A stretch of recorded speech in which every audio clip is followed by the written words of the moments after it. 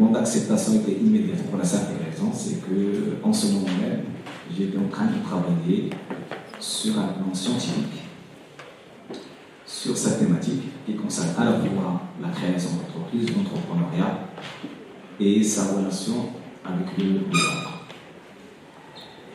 Il est évident quand on traite cette question, il y a deux aspects qu'on peut discuter. Il y a un aspect juridique, c'est lié en général au droit des affaires. Moi, personnellement, en tant que formation, je ne suis pas juriste, je suis beaucoup plus économiste gestionnaire. Donc, j'ai essayé de traiter cette problématique de la relation de la femme avec la création d'entreprise selon l'angle économique et selon l'angle gestion, à travers un titre, question, comme l'a dit notre ami et collègue provocateur, en quelque sorte. L'action entrepreneuriale au Maroc est genrée. Autrement dit, est-ce qu'elle est impactée par le genre? Ça a été bien dit tout à l'heure par l'un de mes collègues. Quand on dit genre aujourd'hui, ce n'est pas nécessairement la femme. Quand on dit genre, on parle à la fois femme et homme. Et l'angle justement de cette intervention, c'est un angle, comme je dis, économique et managérial, dans la mesure où on va chercher à répondre à la question suivante. Est-ce qu'aujourd'hui, la création d'entreprise, dans son processus global, et je dirais même le management de l'entreprise, est-ce qu'elle est impactée par le genre? Si oui, le genre va constituer pour nous un levier pour développer cet acte entrepreneurial. Je répète ma position de départ, elle n'est ni pour la femme, ni pour l'homme. C'est une position scientifique à travers laquelle je cherche les éléments piliers sur lesquels on peut se baser demain pour pouvoir justement développer l'esprit, développer la création et même développer les pratiques managériales au sein des entreprises. Cette question, il a comme sous-bassement un certain nombre, je dirais, de postulats. Premier postulat, aujourd'hui, à l'échelle macroéconomique, au niveau de la nation, au niveau du pays, il n'y a pas 36 000 manières pour créer de la richesse. La richesse, aujourd'hui, dans tous les pays, bien sûr, y compris notre pays, le Maroc, le moyen, le trajet, c'est l'investissement. Et quand on dit investissement, c'est principalement à travers la création d'entreprises. Également, deuxième postulat, aujourd'hui, il est considéré que dans l'acte de création, bien sûr, on peut aller vers la grande entreprise, qui représente en quelque sorte une minorité dans le tissu économique national, mais également la petite et moyenne entreprise. Aujourd'hui, toutes les études montrent que pratiquement plus de 90% du tissu est constitué par des petites et moyennes entreprises. Et justement, en matière de création d'emplois, qui est la problématique numéro 1 chez nous et ailleurs, ce sont les PME qui sont les premières créatrices d'emplois. Troisième postulat, c'est que tous les programmes, pratiquement, qui sont mis en place pour encourager l'acte d'entreprendre, allant de l'esprit, de l'idée, de l'accompagnement jusqu'à la création et post-création, en général, ce sont des projets, des programmes qui sont destinés à l'homme. L'homme avec un grand H, c'est-à-dire femme ou homme avec un petit H. Quatrième postulat, et il est évident aujourd'hui qu'il y a des activités dans lesquelles l'homme petit H excelle par excellence. Ça, c'est le constat. Et il y a celles dans lesquelles la femme excelle. Exemple. Lorsque nous prenons des activités sportives, ça c'est le constat, c'est pas scientifique, c'est le constat. Là, il est évident que les performances sportives des hommes, petit H, sont de loin supérieures à celles des femmes. Par contre, lorsque on prend d'autres activités, principalement caractère intellectuel, et là tout à l'heure l'un des collègues l'a souligné, effectivement, au niveau même des études, au niveau de l'université. Là, c'est un constat, dans lequel on constate qu'il y a une amélioration de performance des femmes par rapport aux hommes. D'ailleurs, tout à l'heure, à la marge de la conférence, j'étais en train de discuter avec certains collègues en leur disant, est-ce que toujours la question de l'égalité en femme, est-ce qu'elle est toujours dans l'intérêt de la femme? Dans certains cas, non. Et on a pris comme élément de réponse, justement, l'université, l'espace dans lequel nous vivons ensemble. À l'université, quand on fait par exemple un concours pour inscrire des étudiants en licence, en master, et même en doctorat, on ne fait pas de différence. Mais la réalité, elle est là. Chez nous, par exemple, plus de 80% des étudiants sont des femmes, des étudiantes.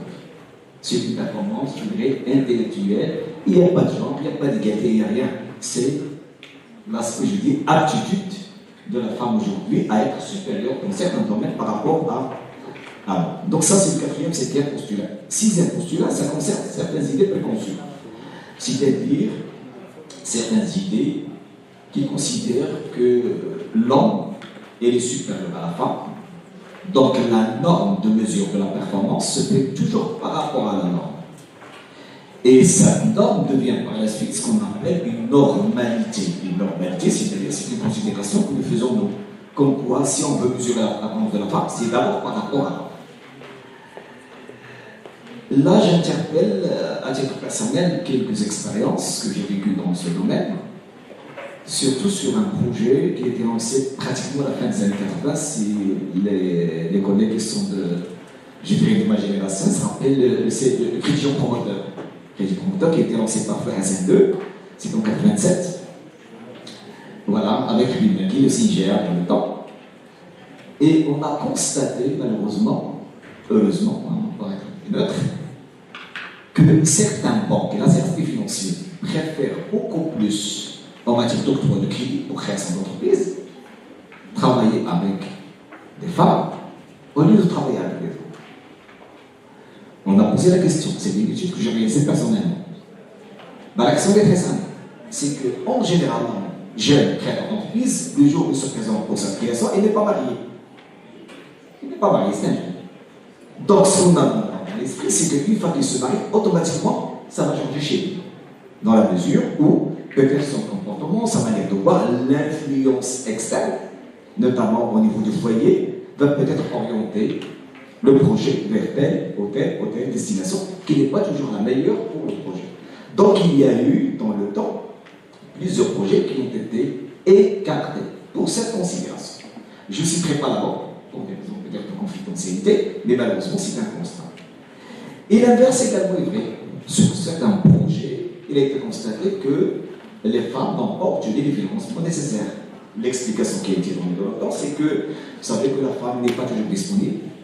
Alors quand on crée un projet, il y a un travail terrain qu'il faut faire, un travail de prospection, un travail de suivi, un travail de management, ressources humaines, finances, marketing, etc., pour lesquels la femme n'a pas toujours les moyens nécessaires, n'est-ce pas, et les conditions nécessaires pour les faire avec résultat. Malheureusement, ce sont des idées, n'est-ce pas, qui n'ont rien de scientifique.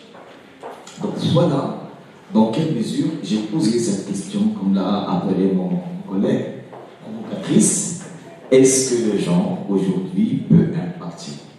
Si oui, dans quelle mesure? Si c'est pour l'homme, j'inviterai l'homme à investir davantage. Et on sera à côté de l'homme. Si c'est la femme, on va avancer la logique. Donc on est là dans sa logique scientifique, ni pour l'homme, ni pour la femme, mais pour l'homme avec grand H, esprit, comme j'ai dit, économique et esprit de management. Pour cela, pour répondre à cette question, j'ai essayé au départ de brosser un tableau sur la réalité, sur l'existant. Il est vrai qu'il y a pas mal de statistiques qui ont été déjà exposées par mes collègues, mais je passerai rapidement sur ces statistiques. Mais ce qui est important à retenir, c'est que déjà à l'échelle planétaire aujourd'hui, à peu près c'est un tiers des chefs d'entreprise qui sont femmes. Donc déjà, c'est un existant qui n'est pas nécessairement marocain, mais qui est, comme j'ai dit, planétaire, c'est que la priorité jusqu'à présent, c'est beaucoup plus pour les hommes que pour les femmes. Dans cette considération statistique, si je prends la région à laquelle nous appartenons, par exemple, c'est le Moyen-Orient et l'Afrique, on est à 23%. Si je prends le Maroc, on est à 12%. Ça, c'est un constat. N'est-ce pas? Qui, malheureusement, me fait savoir que le pourcentage reste très faible des femmes chefs d'entreprise. Et même de son pourcentage de 12% qui est relativement faible, on a pratiquement 19% qui réalisent leurs activités dans le cadre d'un travail indépendant. C'est-à-dire des très petites structures, le plus souvent à caractère associatif. Maintenant, par rapport au secteur d'activité, effectivement, mon collègue l'a bien exposé, aujourd'hui, la majorité des femmes entrepreneurs, ils sont dans les services, ils sont dans le commerce. Beaucoup moins dans les activités hard. Les activités hard, ça a été cité, c'est les constructions, c'est les BTP, etc. Malheureusement, c'est à peu près 2 et moins que 3%. Idem par rapport à la taille de l'entreprise. Les tailles de l'entreprise, malheureusement, la présence est à peu près de 18% dans le secteur de petites et moyennes, mais beaucoup faible dans les grandes entreprises. Après ce tableau, nous constatons que également la majorité des programmes qui ont été mis en place pour encourager la création d'entreprises, ce sont des programmes, comme j'ai dit, qui sont orientés hommes avec avantage, la femme comme l'homme, à travers des associations, à travers des institutions, etc. Également, ce que nous constatons ces derniers temps, c'est, je dirais, la naissance de certains acteurs aujourd'hui qui agissent de façon très intéressante et efficace dans le processus de création d'entreprise. Mais toujours est-il que l'action reste à caractère général. Je citerai à titre d'exemple les universités. Aujourd'hui, pratiquement dans toutes les universités du royaume, et principalement parce qu'on voit bien de Casablanca, je parlerai prioritairement de Casablanca, donc il y a des programmes spécifiques pour inciter les étudiants à la création d'entreprises. Et dans ces programmes, effectivement, de création, pratiquement tout le poste qui s'est concerné, à commencer par l'idée de création, à commencer par l'intention de la réalisation, à commencer par la création elle-même, avec tous les aspects que nous connaissons, sur le plan juridique, administratif, etc. Et également, c'est très important, c'est la gestion pratique. C'est ce que j'appelle la post-création. Maintenant, par rapport aux recherches, comme j'ai dit tout à l'heure, on est en pleine réalisation d'un travail de recherche qui répond à la question justement, est-ce que l'acte de création est genré? Est-ce qu'il est impacté par l'effet genre? Le travail n'est pas encore complet, donc on est en cours de réalisation, mais déjà par rapport à la partie que nous avons, je passerai des choses sur lesquelles les collègues ont déjà intervenu, par rapport à ce qu'on a réalisé jusqu'à présent. Ce qui a été constaté, c'est qu'il y a 5 facteurs qui poussent l'homme comme tâche à la création d'entreprise en se basant sur ses compétences internes, c'est-à-dire en dehors des incitations, en dehors des sensibilisations qu'on peut leur générer, déjà en interne. Est-ce que le candidat étudiant peut être capable de créer demain une entreprise? Donc là, on a listé 5 facteurs, ou bien 6 facteurs, justement, qui impactent l'acte de création. La reconnaissance d'opportunités, c'est-à-dire la capacité de l'homme ou de la femme à saisir l'opportunité, le forçat. Justement, qu'on trouve par exemple dans un projet quelconque, quand on trouve une idée qui est lancée à côté, est-ce que je peux la saisir pour pouvoir monter quelque chose de pareil? Il y a la planification, et ça c'est l'esprit étude, c'est l'aspect organisation, de manière à ce qu'on établit un planning de réalisation de cette activité et de création. Définition de la finalité, pourquoi je vais créer une entreprise, c'est très important pour un étudiant. Parce que là, l'étudiant l'a porté, comme j'ai dit, principalement sur le résultat de l'université Hassan II. Là, c'est une question de fond. Parce que la chose qu'il faut absolument peut-être éviter, on l'a dit d'ailleurs, il ne faut pas que la création d'entreprise soit un échappatoire par rapport au chômage. Il faut qu'il y ait des motivations internes, n'est-ce pas, pour aller de l'avant pour la création et justement pour la suite, qu'il y ait réussite de la création.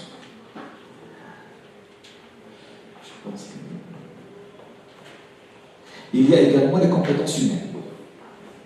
Les compétences humaines, c'est-à-dire, est-ce que l'homme ou bien la femme est capable de mener l'idée et la réaliser?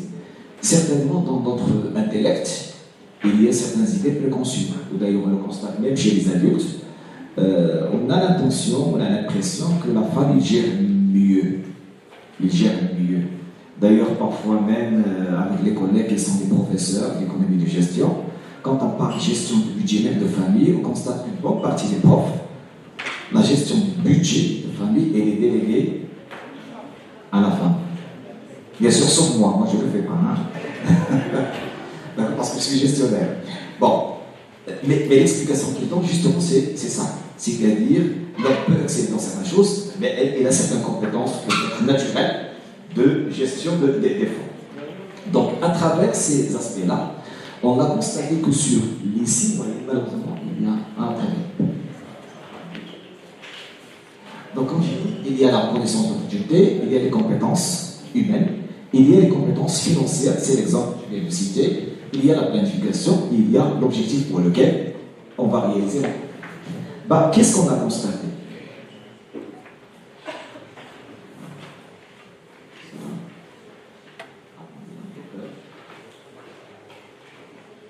Voilà. On a constaté que sur les 6 facteurs, sur les 5, c'est la femme qui excelle. Quand je dis la femme, bien sûr, je parle de la femme à venir, la femme étudiante, qui devient demain chef d'entreprise. Donc finalement, sur un volet, la reconnaissance d'opportunité. Le langage d'Yelna, c'est-à-dire, on considère que l'homme, par ses facultés mentales, etc., il peut saisir plus que la femme. Donc à part la reconnaissance d'opportunité, qui est donnée beaucoup plus à l'homme qu'à la femme, vous allez constater que la planification, la définition, les compétences humaines et financières, c'est la femme qui excelle. Et comme j'ai dit tout à l'heure, la femme de l'avenir, parce qu'il s'agit ici de la femme étudiante qui deviendra demain chef d'entreprise. Donc bien sûr, l'étude n'est pas encore achevée. On a l'intention, Inch'Allah, d'achever l'étude dans sa globalité. Et si on arrive à la conclusion que effectivement la création, le process est légendré et surtout en faveur de la femme, je pense que là on va aller vers les recommandations à la fois sur le plan micro et sur le plan macro. Et merci.